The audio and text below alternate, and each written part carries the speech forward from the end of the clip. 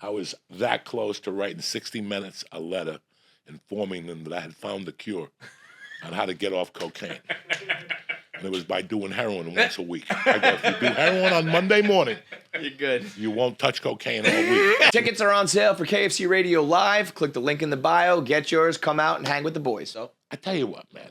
When you're done with drugs, you're done with drugs. You can go to 18 fucking rehabs. Yeah. You got to hit something that just, and it's going to be the weirdest thing that's going to make you flip. Mm-hmm. The weirdest thing. Something, for me, it was my girlfriend.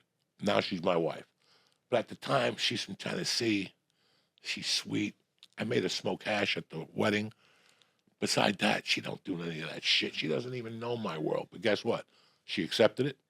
She knows that's what makes me tick.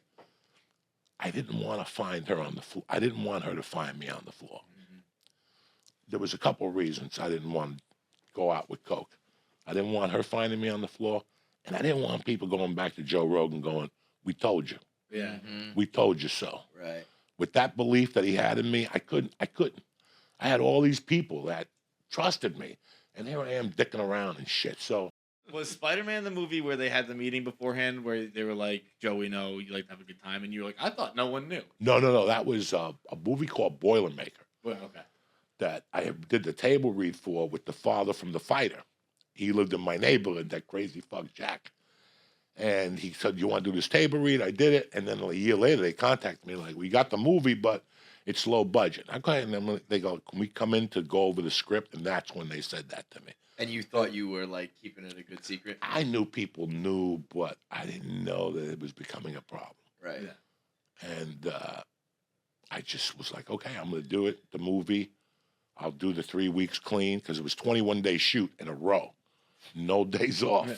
So they're like, and it was a room like this, and we're all at an AA meeting. So if you miss, it's not like they shoot the other side of the room. The camera was there. So they're like, you got to show up every day. And at the same time, like my cat got sick. One of my cats died. And there was another cat in the house that my wife brought up to help him live. Then she was going to put him back in the yard because there was like a 2,000 fucking kittens back there. Yeah. And I didn't like this particular cat that she brought up, Superbad. I named him Superbad in the yard. I'm like, this motherfucker, I'm going to kill this fucking Superbad. Because I had a Siamese already picked out, like a gangster, like with the fucking eyes and shit. And that's who my wife brought up that night. She brought up the cat that I really loved that I was going to bring up. He had anemia and Superbad. Their legs had swollen. They were ready to fucking die. And I kept going to the bathroom to pee and do a bump of coke. And I was watching both of them dying in front of my eyes. And I got on my hands and knees. I pet them, you know. I didn't like Superbad, so I didn't fuck with Superbad. I'm like, die, motherfucker. You could die. And I went to bed, and my wife woke me up in the middle of the night. She goes, DJ died. And I said, just close the door. You know, I was coming down off coke. It was just another miserable fucking night in my world. But something went off, and I go, you know what? This cat's not dying in my house. This Superbad is not dying in my house. And I got up. My wife was doing something in the kitchen. At the time, she was my girlfriend. And I got on my hands and knees, and I go, God, I'm fucking, I know you don't want to hear from me. I know it's been a while. But if you save this motherfucker, I'll never do coke again. And I could feel my Pinocchio nose just growing as I said it. I'm like, oh, this is such a bullshit story. But I started petting him, you know, and he was purring. I brought him oatmeal cookies, and he was purring and purring. And something, I go, I just can't do coke. And it was 3 days, 6 days, 7 days. Then I got on that set. And it was 12-hour days. So, honest to God, when I got home at night, I was tired. And some nights I would take a sleeping pill just so I'd have to deal with the anxiety from not doing coke. Because 7:45 every night, no matter what I was doing, 7:45, I would get those cramps in my stomach. And I would black out on the way to the ATM machine. Like I would cut people off. Yeah. I wouldn't give a fuck. Until I had that coke in my hand, I was a mess. Once I had that coke in my hand, I didn't do it right away. I put it in my cocaine pocket, and then I did my comedy store. You had it. Like you as long as I knew I had it, I'm good. And once I do my last set, then I could snort some fucking coke.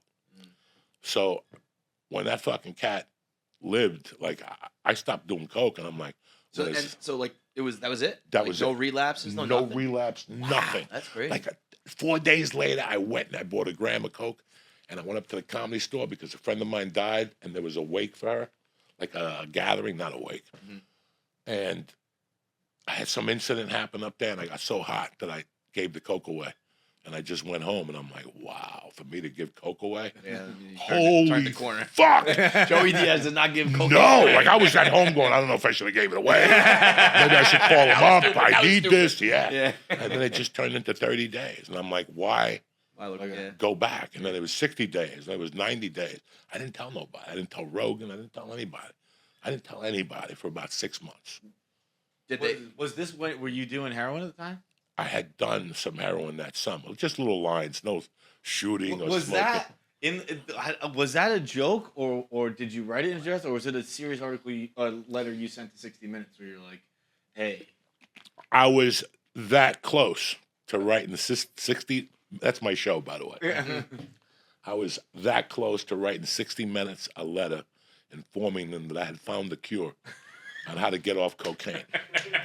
And it was by doing heroin once a week. I go, if you do heroin on Monday morning, You're good. you won't touch cocaine all week. Guys, Dude, I was reading and I was Guys. like, I can't tell if this is a joke because also it makes sense.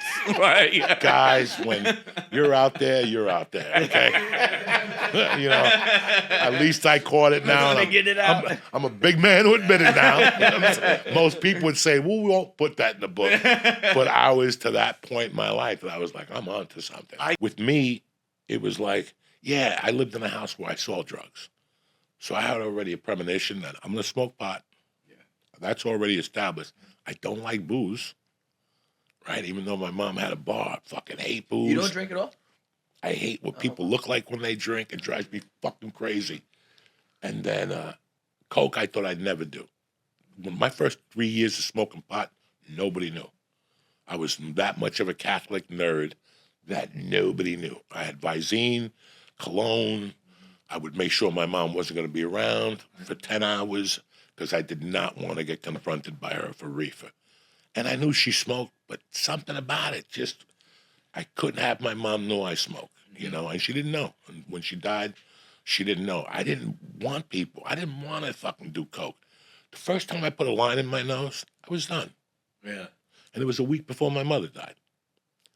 Week before my mother died, we played hooky. We robbed a beer truck. We got a case of the quarts. You know, because the little beers you could freeze.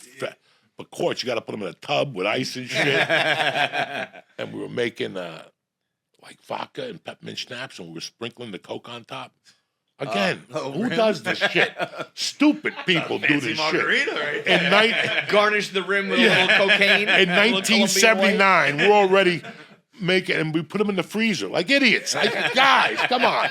That does nothing to you. You know what I'm saying? But there we are drinking, and then finally we go, we got to do a line. And I did a line. I think I didn't fucking say anything for a year. Like, I was like, oh, I crossed the fucking personal line. I think that Artie Lang said that too. The first time he did heroin, where he was like alone in a hotel room and he went, "This is gonna be a problem." You cross a personal line. Now you know. Now you're in. Now you're in. And then Hooked, yeah. you chase your whole life trying to get back. But for me, it was, listen, I saw all these people going to rehab. I tell you what really got me going when I saw the movie Ray. At the end, they were like, he got off of heroin at like 60. I'm like, I'm 44. I can't keep doing this till I'm 60 to finally one day. Yeah. I got sick of it. That's what I got Right, sick of that right. lifestyle. I had so many people in my corner that wanted the best for me. And like I said, I did not want my wife to pick me up. And when I quit Coke, I was getting to the point already where I was getting electric shocks in my neck at night. Like whenever I would get coked up, my neck would start buckling. So I was right there. Yeah. Just time to stop. Yeah. But it was everything telling me like, it's time to stop. All right, thanks for watching. Make sure you subscribe, like, and leave a comment below. Click that button. Or I'll cut off my finger.